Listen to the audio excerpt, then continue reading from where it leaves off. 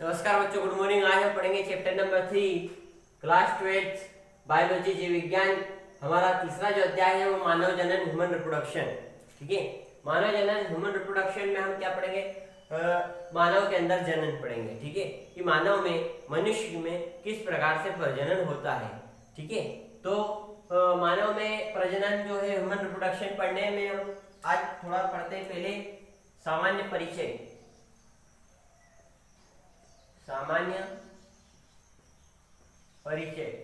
ठीक है, सामान्य परिचय हम देखते हैं कि जो प्रजनन होता है वो जीवों की, सजीवों की एक बहुत ही महत्वपूर्ण जैविक प्रक्रिया होती है। ठीक है, एक जीवधारियों की बहुत ही महत्वपूर्ण जैविक प्रक्रिया होती है। प्रजनन के द्वारा जीव अपने समान जीवों को जन्म देते हैं और अपनी जाति की निरंतरता को बनाए रखते हैं। ठीक है, यानी जो प्रजनन करके अपने समान संतति उत्पन्न करते हैं वो संतति छोटी होती है। ठीक है, वो जब उसका जन्म होता है तब छोटी होती है, धीरे धीरे उसमें विकास होता है, परिपक्वता आती है और वो फिर वृद्धि करता है वो संतति, और वो फिर एक वयस्क जीव का रूप धारण करती है। फिर वह भी प्रजनन करके अपने समान संततियों को उत्पन्न करते हैं, यानी अपने समान जीवों को उत्पन्न करते हैं। इस प्रकार से प्रजनन की प्रक्रिया आगे बढ़ती है और जीवधारी जो है वो प्रजनन करते रहते हैं। उसके अलावा ये सामान्य परिचय था। उसके अलावा हम देखते हैं मनुष्य में प्रजनन या मानव में प्रजनन यदि हम देखें तो मनुष्य में यदि प्रजनन की हम बात करें तो यहाँ दो स्वतंत्र जीव होते हैं प्रजनन में। एक तो लैंगिक प्रजनन होता है मनुष्य में, लैंगिक प्रजनन पाया जाता है मनुष्य के अंदर। दूसरी चीज, लैंगिक प्रजनन में आपको पता है कि दो जीवों की आवश्यकता होगी, दो जनक की आवश्यकता होगी। तो यहाँ पर दो जनक होते हैं। ठीक है, एक जो जनक होता है उसको बोला जाता है नर, ठीक है, और दूसरे को बोला जाता है मादा। ठीक है, तो दो जनक होते हैं और इन दोनों जनकों से नर के द्वारा किसका निर्माण होता है?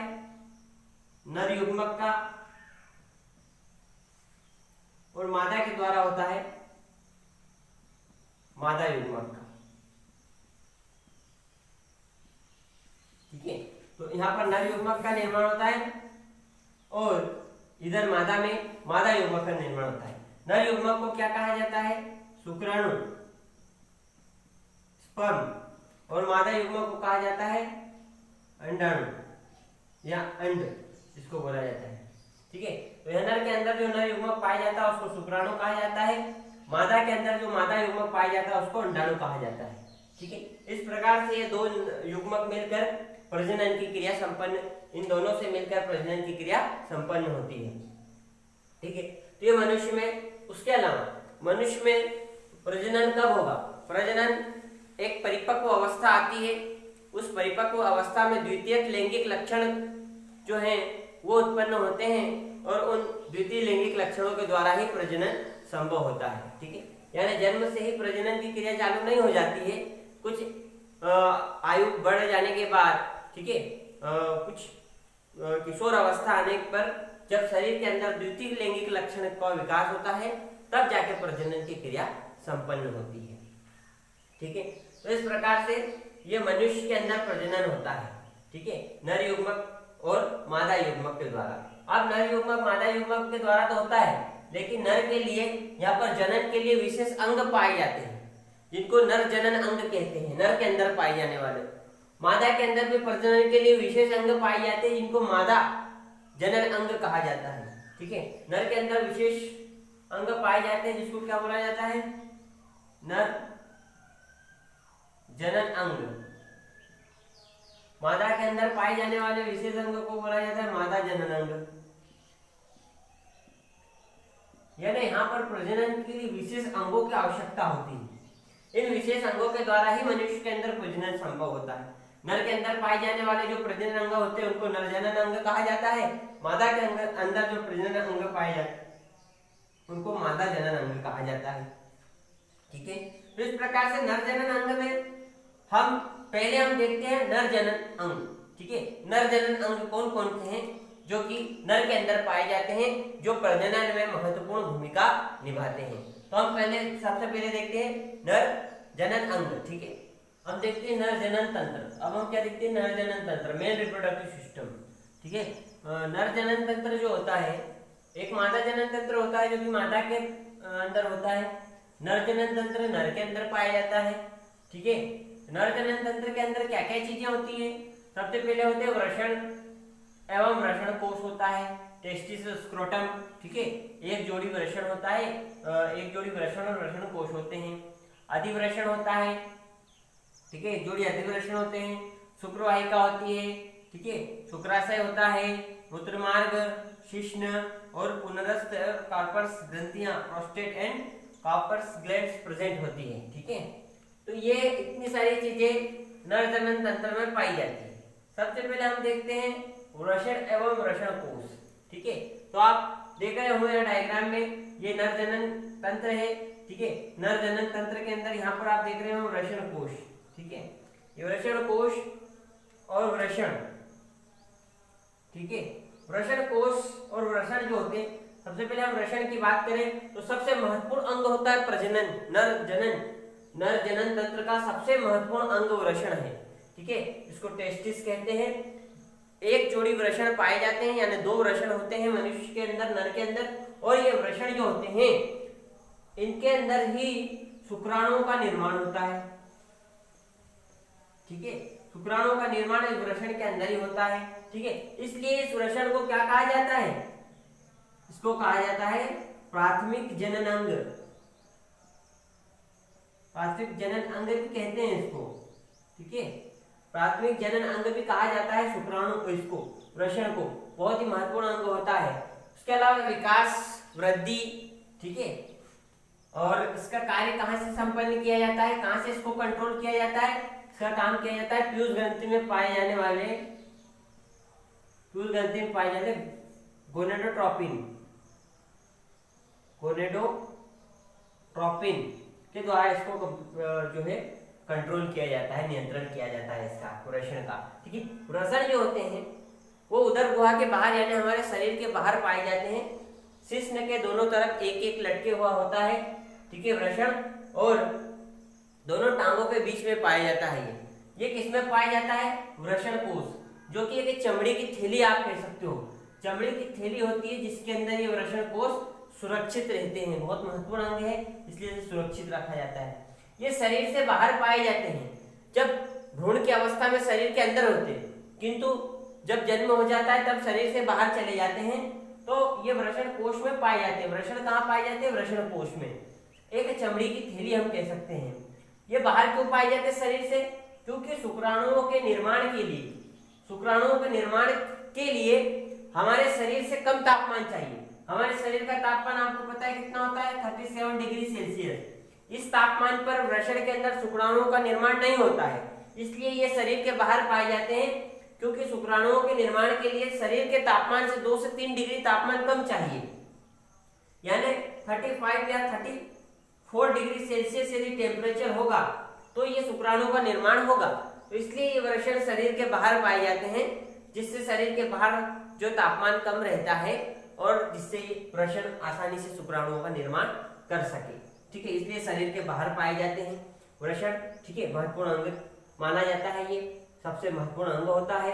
ठीक है, इसके अंदर कई हार्मोन का निर्माण भी होता है।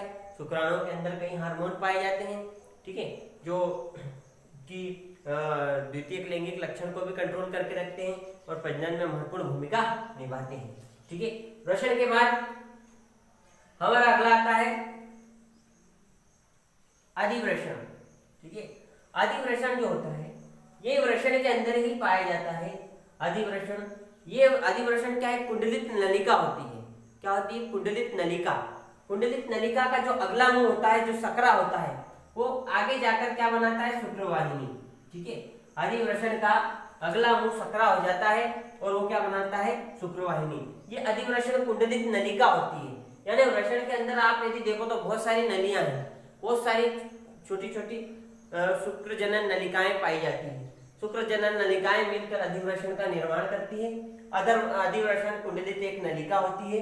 ठीक है, कुंडलित नलिका होती है जो कि आगे जाकर शुक्रवाहिनी का निर्माण करती है। ये इसकी लंबाई कम से कम, अधिवृषण की लंबाई 60 मीटर होती है।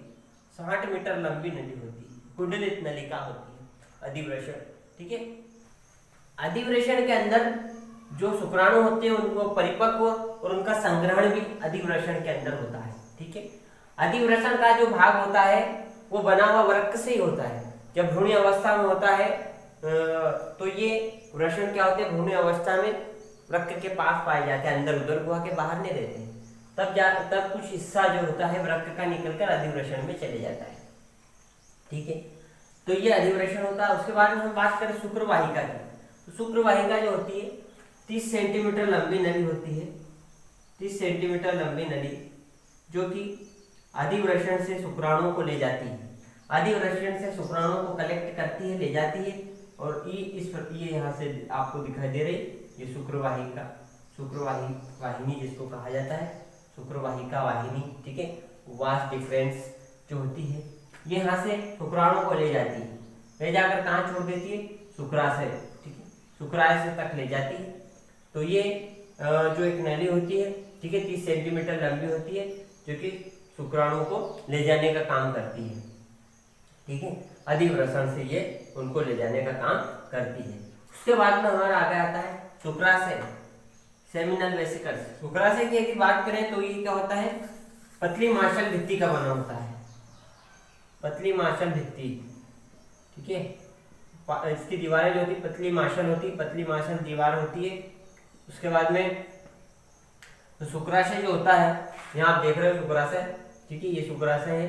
शुक्राशय जो होता है इसके अंदर शुक्राणु क्या होते हैं, इकट्ठे होते हैं। ठीक है, यानी शुक्रवाहिका ले आती शुक्राणुओं को कहाँ छोड़ देती है, शुक्राशय में।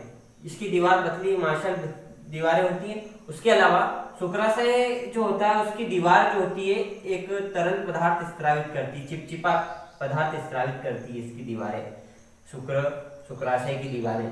उस चिपचिपे पदार्थ के अंदर जो होता है क्या क्या चीजें होती है, शर्करा होती है, अमीनो अम्ल होते हैं, उसके अलावा विटामिन पाए जाते हैं। ठीक है, इतनी चीजें इसके अंदर पाई जाती है। उसके अलावा जो स्खलित वीर्य जो होता है, ठीक है, स्खलित वीर्य जो होता है उसके अंदर अधिकतर भाग इस शर्करा, अमीनो अम्ल और इनका होता है, जो कि शुक्राशय से स्रावित जो होता है, स्रावण जो होता है वो अधिकतर उस स्खलित वीर्य के अंदर पाया जाता है। शुक्राणु की मात्रा तो कम होती है, किंतु उसमें और भी चीजें क्या होती है, शुक्राशय से स्रावित होने वाला पदार्थ होता है। ठीक है, ये शुक्राशय जो होता है वो प्रोस्टेट ग्रंथि के पहले होता है। ठीक है, एक जोड़ी शुक्राशय पाई जाती है। ठीक है, एक जोड़ी। ठीक है, दो होते हैं अलग अलग वृषण के। ठीक है, शुक्रवाहिनी भी दो होती है अलग अलग वृषण की। ठीक है, वृषण कोश एक ही होता है, वृषण भी दो होते हैं, वृषण एक जोड़ी दो होते हैं, शुक्रवाहिनी भी एक जोड़ी दो शुक्रवाहिनी होती है, दो अलग अलग वृषण की, और शुक्राशय भी दो होते हैं अलग अलग वृषण के। ठीक है, उसके बाद आगे हम देखें तो मूत्र मार्ग होता है। मूत्र मार्ग की बात करें तो ये मूत्र मार्ग जो होता है स्खलित वीर्य के लिए भी और शुक्राणुओं के लिए, वीर्य शुक्राणु जो होते हैं, वीर्य के अंदर शुक्राणु पाए जाते हैं, तो उनके लिए भी तथा मूत्र के लिए भी एक ही जो है मार्ग होता है। ठीक है, जिसको हम मूत्र मार्ग कहते हैं। ठीक है, जो कि पेशीय होता है, पेशीय बना होता है, पेशीय। ठीक है, तो ये मार्ग एक ही होता है, जिसमें आप देख रहे होते मूत्राशय की भी डक्ट जो होती है, नलिका इसमें जुड़ी हुई है, तथा शुक्राशय से निकलने वाली नली और शुक्रवाहिनी जो होती है वो भी इसमें जुड़ी हुई है। दोनों का मार्ग यहाँ पर एक हो जाता है और दोनों एक होकर ये शिश्न के द्वारा बाहर आ जाते हैं। ठीक है, उसके बाद में मूत्र मार्ग हुआ। उसके बाद में हम बात करें शिश्न की। ठीक है, तो शिश्न जो होता है पेनिस स्पंजी होता है, स्पंजी ऊतकों का बना होता है, स्पंजी ऊतकों का, स्पंजी ऊतक उसके अंदर होते हैं। स्पंजी ऊतक होने के कारण इसके अंदर क्या होता है, धमनियों और शिराओं का जाल पाया जाता है, धमनी व शिराओं का इसके अंदर जाल पाया जाता है। और इसका अगला जो भाग होता है वो फूला हुआ होता है, जिसको शिश्न मुंड कहा जाता है। शिश्न मुंड जो होता है बहुत ही उत्तेजित होता है, यदि इस पे स्पर्श होता है तो तुरंत उद्दीपन कहा जाते हैं मेरु रज्जु पर, और मेरु रज्जु पर उद्दीपन जाने के बाद धमनी शिराओं में उद्दीपन आते हैं, और धमनियों के द्वारा रक्त जो होता है इस शिश्न के अंदर स्पंजी होने के कारण यहाँ पर क्या होता है कि धमनी शिराओं का जाल पाया जाता है, तो धमनी के अंदर रक्त भर जाता है, जिससे शिश्न जो होता है वो कड़ा हो जाता है। ठीक है। कड़ा हो जाने के बाद ये क्या करता है, वीर्य तथा वीर्य सहित शुक्राणुओं को, शुक्राणु और वीर्य, ठीक है, शुक्राणु और यहाँ पर आपको पता है शुक्राशय से वीर्य बनता है, तो शुक्राणु और वीर्य दोनों को जो है वो मादा के शरीर के अंदर पहुंचा देता है, ठीक है। उसके अलावा बात करें पुनरस्थ तथा कॉकर्स ग्रंथियां, तो आप देखते हो कि यूरेथ्रा में खुलने से पहले, यूरेथ्रा में खुलने से पहले यहाँ पर शुक्राशय से आने वाली जो नलिका है, मूत्र नलिका, और शुक्राशय से जो नली आती है और शुक्रवाहिनी जो यहाँ पर मिलती है, यहाँ पर एक ग्रंथि पाई जाती है जिसको प्रोस्टेट ग्रंथि कहते हैं। इस प्रोस्टेट ग्रंथि जो होती है, इस प्रोस्टेट ग्रंथि जो होती है ये सफेद कलर के दूध के जैसा पदार्थ छोड़ती है, ठीक है। यहाँ से क्या निकलता है, दूध के जैसा सफेद पदार्थ जो कि वीर्य का 15 से 30% भाग बनाता है। इसके अंदर विशेष, इस द्रव के अंदर विशेष प्रकार की गंध होती है, ठीक है। ये जो होता है वो शुक्राणुओं को तैरने के लिए माध्यम प्रदान करता है। क्या करता है, तैरने के लिए माध्यम प्रदान करता है। प्रोस्टेट ग्रंथि से आने वाला जो दूध जैसा पदार्थ होता है वो शुक्राणुओं को तैरने के लिए क्या प्रदान करता है, माध्यम। उसके अलावा यूरेथ्रा के दोनों तरफ दाएं बाएं मटर के दाने के समान ग्रंथि पाई जाती है जो कि क्षारीय द्रव स्रावित करती है, क्षारीय, ठीक है, जो कि वीर्य को जीवाणु विहीन बनाता है, यानी किसी प्रकार का कोई बैक्टीरिया उसके अंदर नहीं हो, उसको जीवाणु विहीन बनाता है। तो इस प्रकार से ये हमने सारे नर जनन तंत्र के अंग देखे, हमने क्या क्या कौन कौन कहाँ पर क्या किसका क्या काम होता है वो भी हमने देखा, ठीक है। तो इस प्रकार से हमने देखा कि वृषण जो होते हैं वो एक जोड़ी यानी दो होते हैं, अधिवृषण भी दो होते हैं, शुक्रवाहिनी दो होती है, शुक्राशय दो होते हैं, मूत्र मार्ग एक ही होता है, शिश्न भी एक होता है और ये ग्रंथियां भी पाई जाती हैं। इस प्रकार से हमने ये नर जनन तंत्र जो है वो पढ़ लिया है, ठीक है। और आज इस लेक्चर में हम इतना ही देखेंगे, ठीक है। बाकी इस अध्याय का और भी पोर्शन है वो हम अगले लेक्चर में कंटिन्यू करेंगे, ठीक है। थैंक यू, धन्यवाद।